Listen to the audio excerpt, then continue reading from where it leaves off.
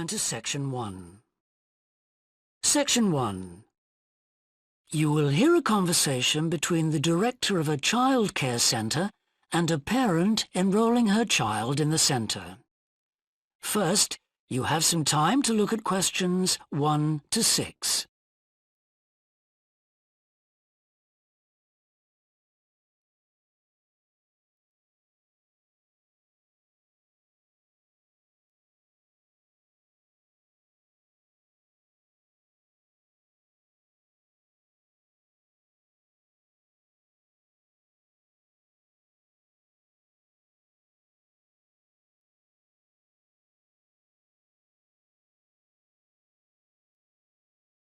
You will see that there is an example that has been done for you. On this occasion only, the conversation relating to this will be played first. Good morning. Welcome to the Early Learning Childcare Centre. How may I help you? Hi, I spoke to you last week about enrolling my daughter for next year. Oh, yes. I'll just get some details from you. So, you're her mother? That's right. And can I have your name? It's Carol Smith. The parent's name is Carol Smith, so Smith has been written in the space. Now we shall begin. You should answer the questions as you listen, because you will not hear the recording a second time. Listen carefully and answer questions 1 to 6. Good morning.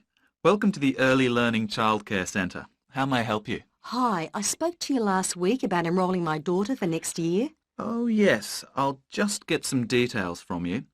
So, you're her mother? That's right. And can I have your name? It's Carol Smith. And your daughter's name? It's Kate. Now, we have several groups at the centre and we cater for children from 3 to 5 years old. How old is your daughter? She's 3 now, but she turns 4 next month. I'll put 4 down because that's how old she'll be when she starts. Fine. She's so excited about her birthday and coming to the centre. Oh, that's good to hear.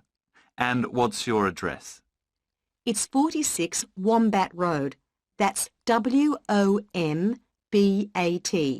Woodside 4032. And what's the phone number? Oh, it's 3345 9865. So, have you decided on the days you would like to bring your daughter here? I'd prefer Monday and Wednesday if possible. I'll check. Monday's fine, but I think the centre is already full for Wednesday. Yes. Sorry, it seems to be a very popular day. We can offer you a Thursday or a Friday as well. Oh dear. I suppose Thursday would be all right because she has swimming on Friday. OK, got that. Because a lot of parents work, we do offer flexible start and finish times. We're open from 7:30 in the morning until 6 o'clock at night. What time would you like your daughter to start? I need to get to work in the city by 9, so I'll drop her off at 8:30. You're pretty close to the city here, so that should give me plenty of time to get there. That's fine. Now, we also need to decide which group she'll be in. We have 2 different groups and they're divided up according to age. There's the green group, which is for 3 to 4-year-olds, and then there's the red group, which is for 4 to 5-year-olds. She's quite mature for her age and she can already write her name and read a little. Well, I'll put her in the red group and we can always change her to the green one if there are any problems. That sounds fine. OK, let's move on to meals. We can provide breakfast, lunch and dinner. As she's finishing pretty early, she won't need dinner. Will you give her breakfast before she comes? Yes, she'll only need lunch. Before you hear the rest of the conversation, you have some time to look at questions 7 to 10.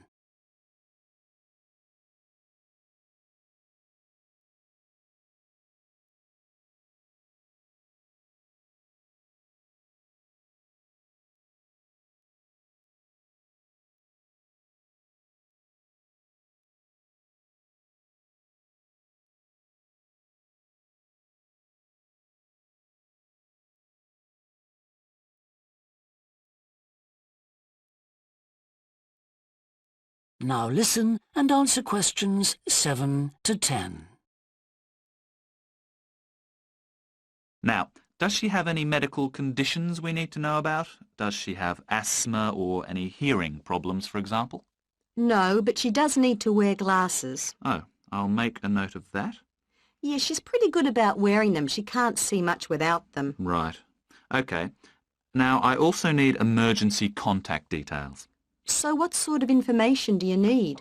Just the name and number of a friend or family member we can contact in case we can't get hold of you at any time. OK. That'd better be my sister, Jenny Ball. Uh-huh. That's B-A-L-L.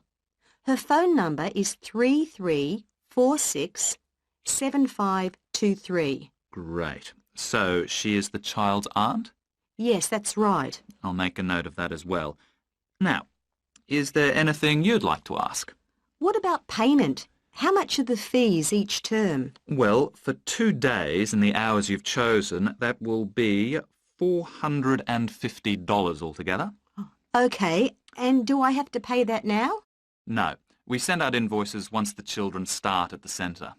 You can choose to pay at the end of each term, or we do offer a slightly discounted rate if you pay every month.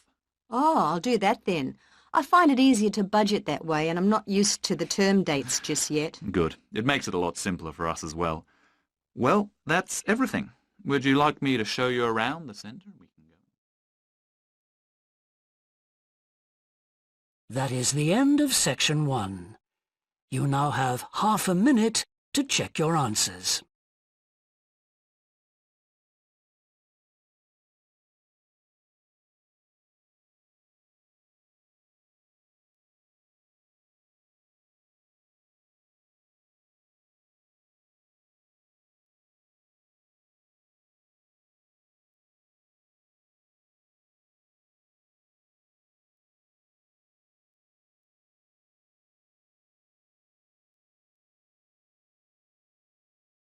Now turn to section 2.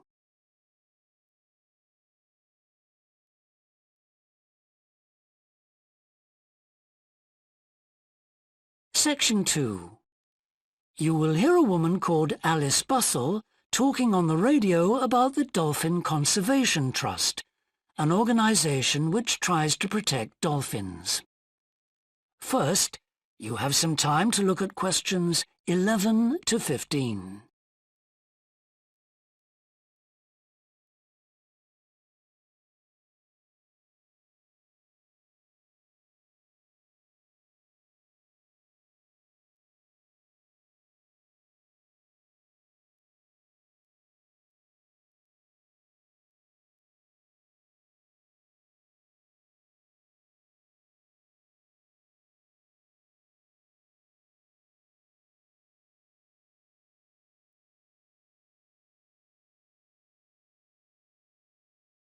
Now listen carefully and answer questions 11 to 15. Today we're pleased to have on the show Alice Bussell from the Dolphin Conservation Trust. Tell us about the trust, Alice. Well, obviously its purpose is to protect dolphins in seas all around the world. It tries to raise people's awareness of the problems these marine creatures are suffering because of pollution and other threats. It started 10 years ago, and it's one of the fastest growing animal charities in the country, although it's still fairly small compared with the big players in animal protection. We're particularly proud of the work we do in education. Last year, we visited a huge number of schools in different parts of the country, going round to talk to children and young people aged from 5 to 18. In fact, about 35% of our members are children. Oh. The charity uses its money to support campaigns, for example, for changes in fishing policy and so forth. It hopes soon to be able to employ its first full-time biologist with dolphin expertise to monitor populations. Of course, many people give their services on a voluntary basis, and we now have volunteers working in observation, office work and other things. I should also tell you about the award we won from the Charity Commission last year for our work in education.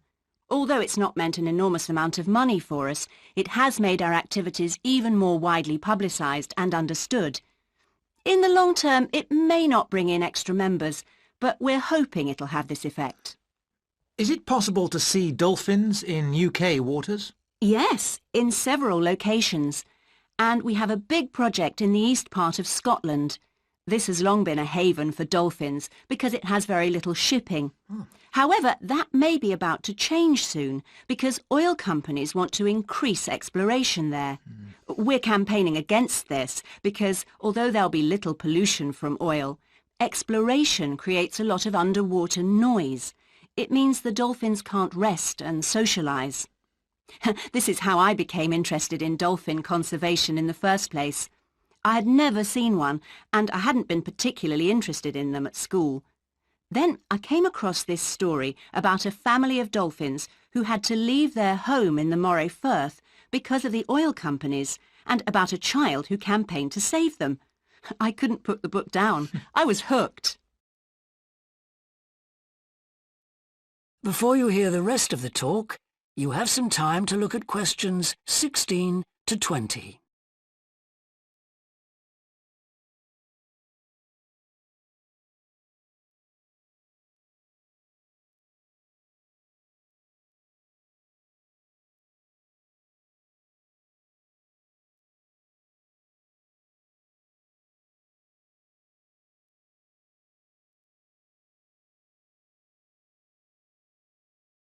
Now listen and answer questions 16 to 20. I'm sure our listeners will want to find out what they can do to help. You mentioned the Adopt a Dolphin scheme. Can you tell us about that? Of course. People can choose one of our dolphins to sponsor. They receive a picture of it and news updates. I'd like to tell you about 4 which are currently being adopted by our members: Moondancer, Echo, Kiwi and Samson. Unfortunately, Echo is being rather elusive this year and hasn't yet been sighted by our observers, but we remain optimistic that he'll be out there soon. All the others have been out in force. Samson and Moondancer are often photographed together, but it's Kiwi who's our real character, as she seems to love coming up close for the cameras, and we've captured her on film hundreds of times. They all have their own personalities. Moondancer is very elegant and curves out and into the water very smoothly, whereas Samson has a lot of energy. He's always leaping out of the water with great vigour. You'd probably expect him to be the youngest. He's not quite. That's Kiwi. But Samson's the latest of our dolphins to be chosen for the scheme. Kiwi makes a lot of noise, so we can often pick her out straight away. Echo and Moondancer are noisy too, but Moondancer's easy to find because she has a particularly large fin on her back, which makes her easy to identify. So, yes, they're all very different. Well, they sound a fascinating group. And how would you go about... That is the end of section 2. You now have half a minute to check your answers.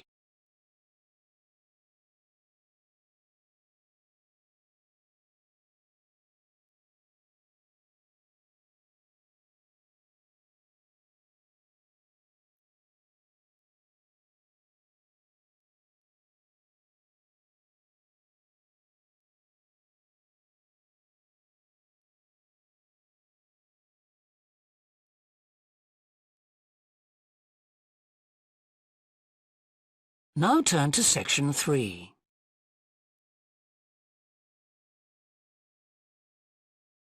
Section 3. You will hear a student called Rob, who is in the first year of a theatre studies course, talking to another student called Mia, who's in the 4th year of the same course. First, you have some time to look at questions 21 to 25.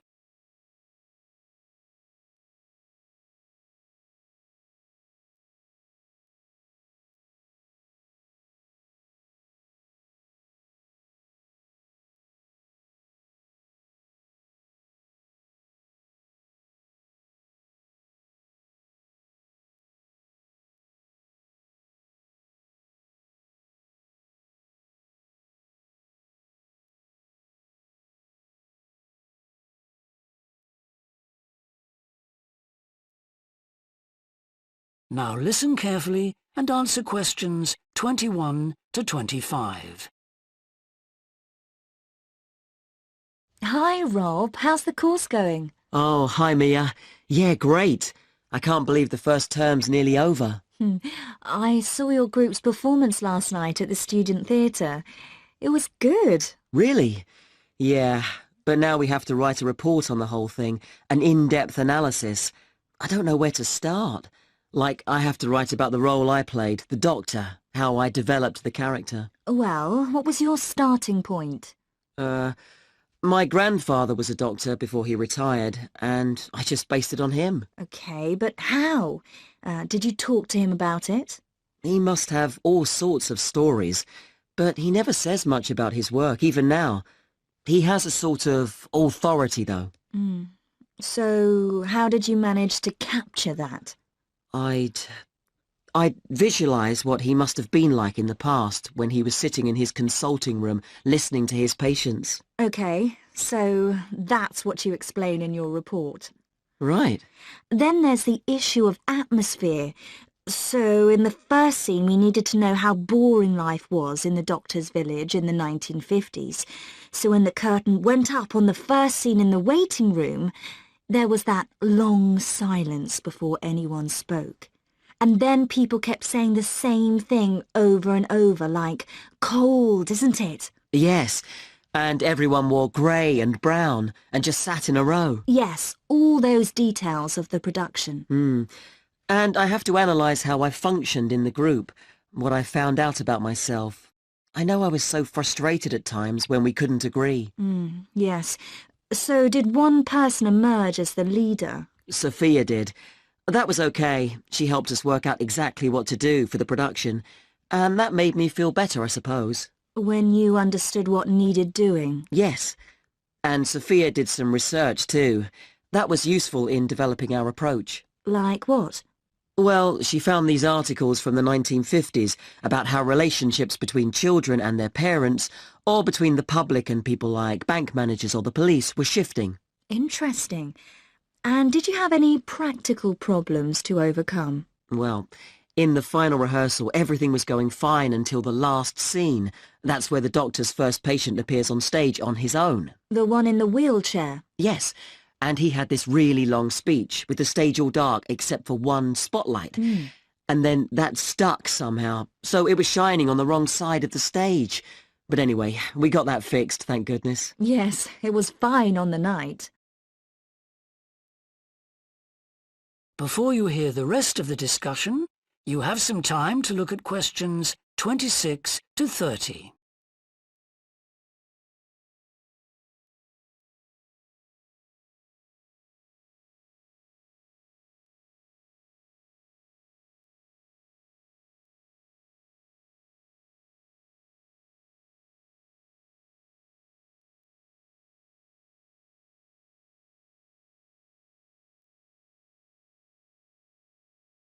Now listen and answer questions 26 to 30. But while you're here, Mia, I wanted to ask you about the year abroad option. Would you recommend doing that? Yes, definitely. It's a fantastic chance to study in another country for a year. I think I'd like to do it, but it looks very competitive. There's only a limited number of places. Yes. So, next year, when you're in the second year of the course, you need to work really hard in all your theatre studies modules. Only students with good marks get places. You have to prove that you know your subject really well. Right. So how did you choose where to go? Well, I decided I wanted a programme that would fit in with what I wanted to do after I graduate. So I looked for a university with emphasis on acting rather than directing, for example. It depends on you. Then about 6 months before you go, you have to email the scheme coordinator with your top 3 choices. I had a friend who missed the deadline and didn't get her first choice, so you do need to get a move on at that stage. You'll find that certain places are very popular with everyone. And don't you have to write a personal statement at that stage? Yes. Right. I'll get some of the final year students to give me some tips. Maybe see if I can read what they wrote. I think that's a very good idea. I don't mind showing you what I did. And while you're abroad, don't make the mistake I made. I got so involved I forgot all about making arrangements for when I came back here for the final year. Make sure you stay in touch so they know your choices for the optional modules. You don't want to miss out doing your preferred specialisms. Right. That is the end of section 3. You now have half a minute to check your answers.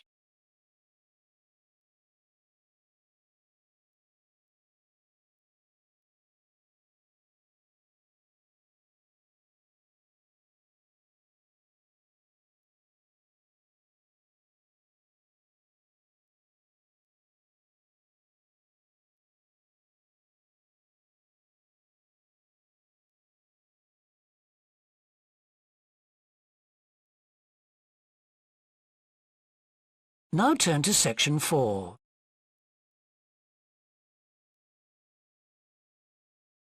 Section 4. You will hear part of a lecture about leadership introducing a theory called self-regulatory focus theory. First, you have some time to look at questions 31 to 40.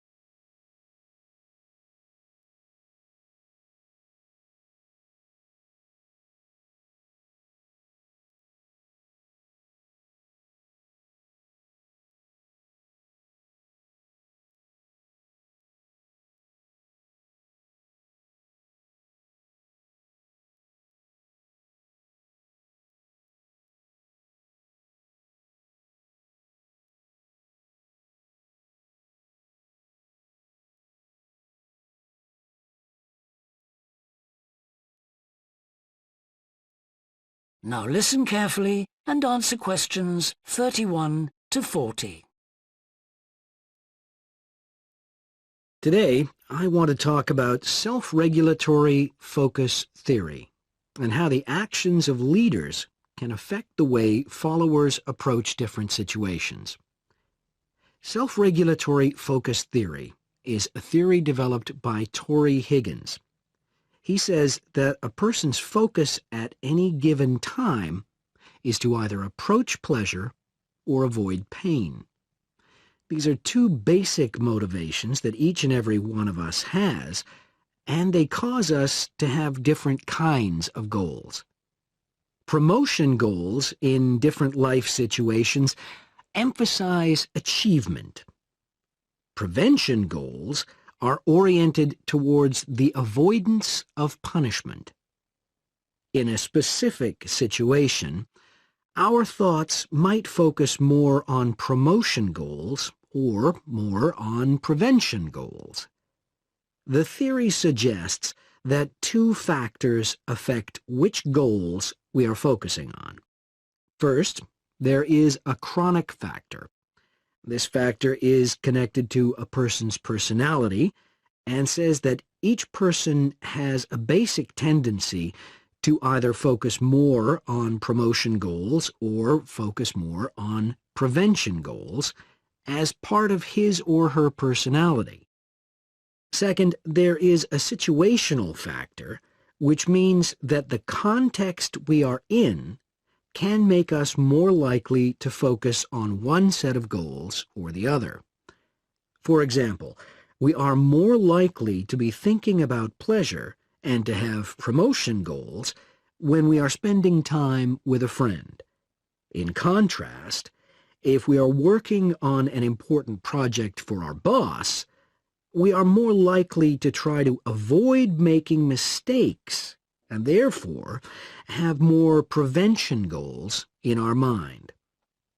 Research has shown that the goals we are focusing on at a given time affect the way we think.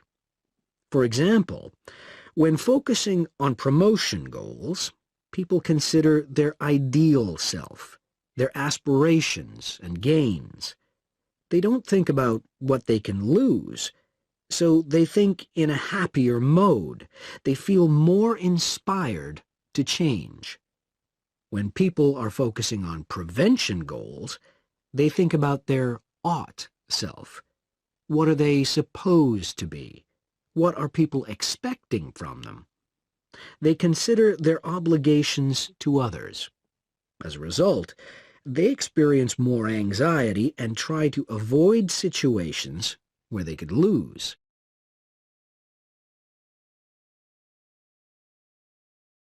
Now that I have talked about the two focuses and how they affect people, I want to look at the idea that the way leaders behave, or their style of leading, can affect the focus that followers adopt in a specific situation. In talking about leadership, we often mention transformational leaders and transactional leaders. Transformational leaders, when interacting with their followers, focus on their development. In their words and actions, transformational leaders highlight change. Their speech is passionate and conveys a definitive vision. All of these things can encourage followers to think about what could be. In other words, they inspire a promotion focus in their followers. In contrast, transactional leaders focus on developing clear structures that tell their followers exactly what is expected of them. While they do explain the rewards people will get for following orders, they emphasize more how a follower will be punished, or that a follower won't get rewarded if his or her behavior doesn't change. In short, they emphasize the consequences of making a mistake. This emphasis will clearly lead followers to focus on avoiding punishment and problems. This is clearly a prevention focus. In conclusion, it is important to understand that one focus is not necessarily better than the other one. For a designer who works in a field where a lot of innovation is needed, a promotion focus is probably better. In contrast, a prevention focus, which causes people to work more cautiously and produce higher quality work, might be very appropriate for a job like a surgeon, for example. The main point of the research, though, is that the actions of leaders can greatly influence whether people approach a situation with more of a promotion focus or more of a prevention focus. That is the end of section 4. You now have half a minute to check your answers.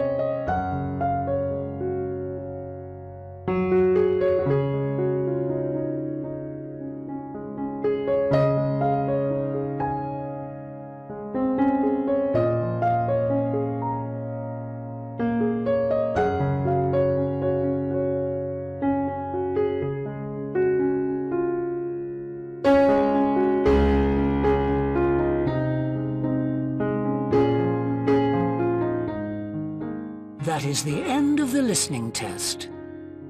In the IELTS test, you would now have 10 minutes to transfer your answers to the answer sheet.